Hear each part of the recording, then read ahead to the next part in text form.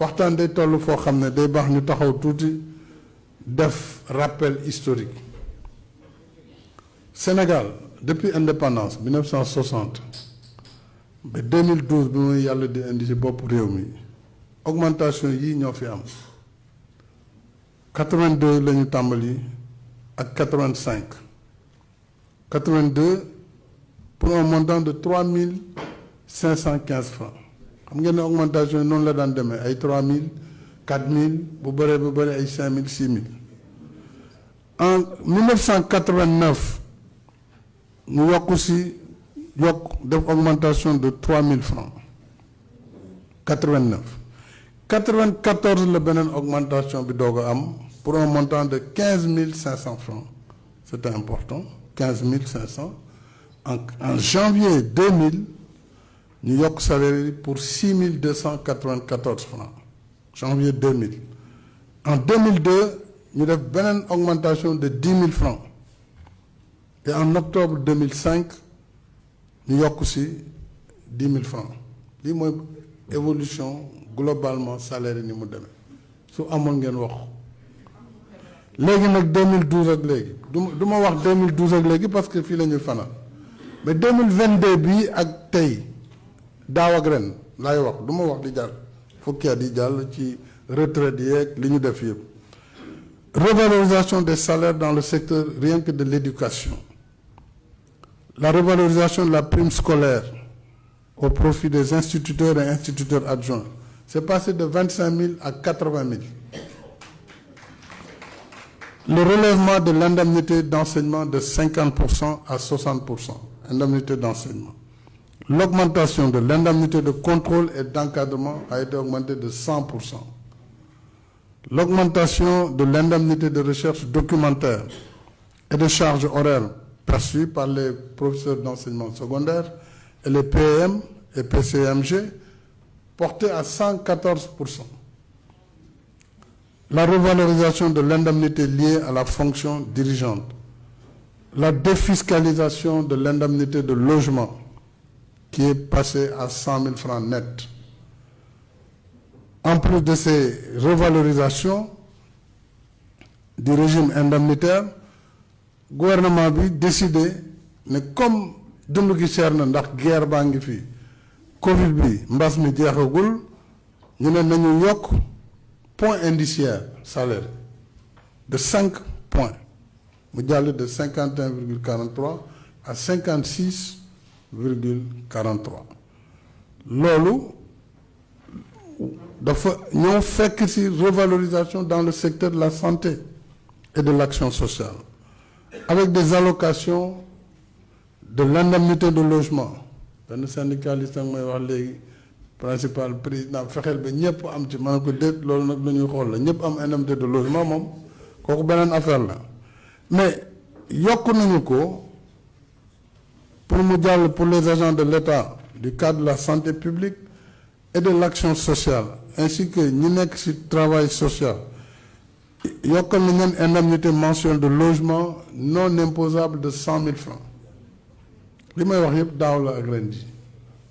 50 000 francs à compter du 1er mai 2022 75 000 à compter du 1er janvier 2023 100 000 francs à compter du 1er janvier 2024 bi di ñëw donc sans compter allocation indemnité de spécialisation médicale pour les techniciens supérieurs de la santé. Revalorisation de l'indemnité de risque santé. Waaw bu mbas mi ñëwee moom ay risque de infection am na ak yooyu. L'indemnité de risque octroyée aux agents de l'État du secteur public de la santé yokk na de 50%. Donc de 50 000 à 75 000. Ça, c'est depuis le 1er mai 2022. La revalorisation de l'indemnité de fonction, qui est une indemnité mensuelle attribuée aux agents occupant une des fonctions de responsabilité. L'indemnité d'itinérance est revalorisée à hauteur de 100%. Elle passe de 15 000 à 30 000 à compter du 1er mai 2022. La revalorisation de l'indemnité de représentation médicale pour les médecins pharmacien, chirurgien, dentiste, de 200 000 à 325 000 francs. Wow. Kon xam ngeen ne te lii pare gu ma liste bi naam bu ñu toogee ne ngeen def nañu mais da ngeen ko war a gën a wax parce que c'est des efforts énormes, des sacrifices énormes que l'État a consentis pour permettre aux travailleurs d'avoir une meilleure réaction par rapport au coût de la vie. Vous voyez, la création de l'indemnité de représentation paramédicale pour le personnel paramédical. Pour la hiérarchie A, 35 000, 25 pour la hiérarchie B, 15 pour les autres catégories. Alors, les chauffeurs, les chauffeurs, oui, donc c'est gros. Les chauffeurs, pour la prime de motivation payée aux chauffeurs en récompense de leur bonne conduite, vont avoir une hausse de 100%. Donc ça va passer de 5 000 à 10 000 par mois, donc de 60 000 à 120 000 par an. À compter, d'ailleurs c'est fait. Depuis le 1er mai 2022. Donc ça, c'est une question qui est réglée. La revalorisation pour les autres agents publics, parce que nous avons santé. Les autres agents de l'État, nous avons depuis juillet 2022, une indemnité spéciale complémentaire, non l'unico dernier,